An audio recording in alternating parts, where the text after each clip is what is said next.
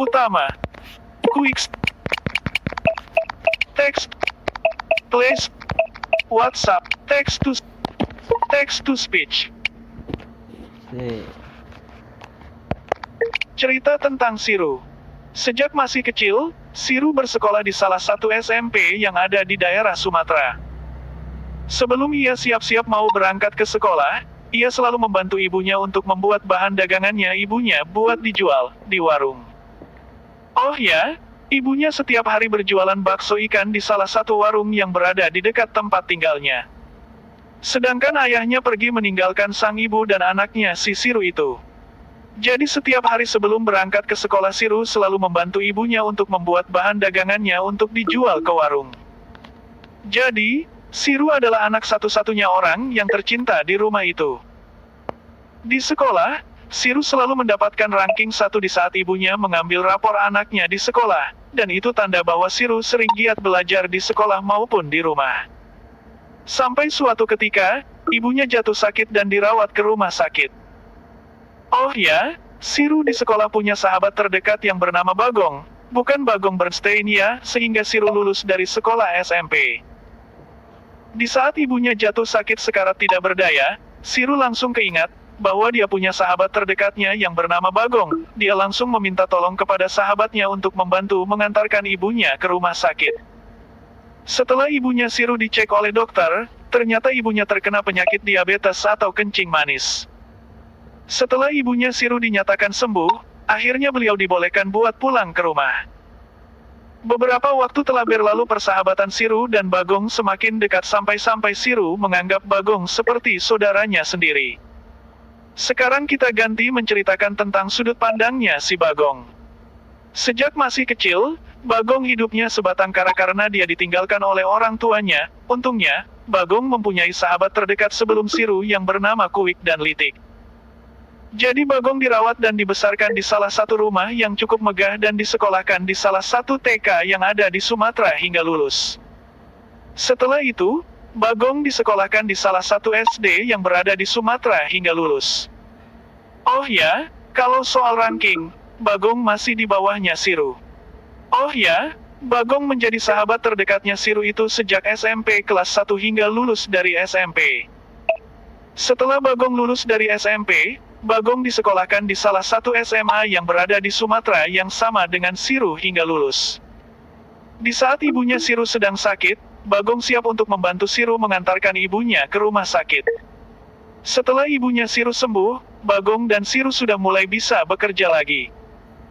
Sampai suatu ketika Siru mempunyai ide untuk berniat mengadopsi Bagong untuk dijadikan sebagai saudaranya sendiri. Karena Siru tidak tega melihat Bagong yang hidupnya sebatang kara karena ditinggal pergi oleh kedua orang tuanya. Beberapa hari kemudian, Bagong dihubungi Siru yang sedang berada di luar kota, untuk mengirimkan uang sebanyak 200,50 juta, katanya buat membeli perabotan yang cukup mahal. Tidak dijelaskan alasannya untuk apa perabotannya. Bagong yang tidak punya uang yang sebanyak itu, cuma hanya bisa menolak secara halus lewat pesan di HP-nya. Untungnya Siru mengerti apa yang dikatakan Bagong di rumah.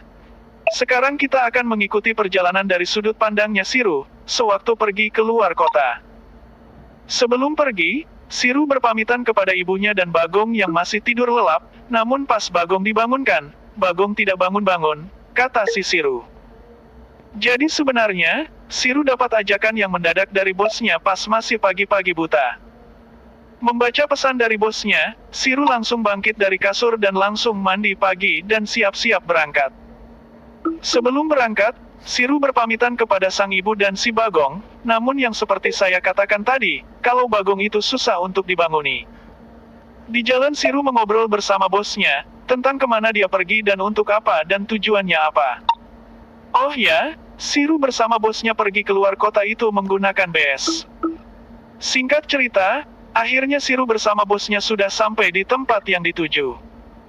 Ternyata dia diajak bosnya ke salah satu tempat yang cukup luas dan megah. Di sana, Siru disuruh menjadi pembantu di salah satu rumah temannya si bos dan tinggal untuk sementara.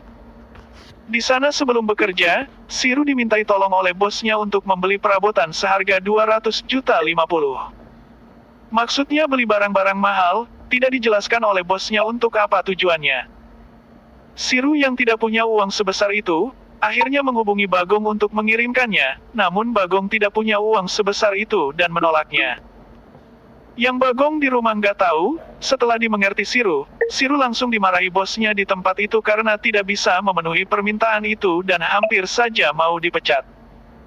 Tetapi hal itu tidak jadi dilakukan, karena Siru telah menjelaskan tentang yang sebenarnya dan akhirnya bosnya mengerti. Jadi Siru dijadikan sebagai pembantu di rumah itu cuma hanya sementara kata si bosnya sampai kira-kira 4 bulan.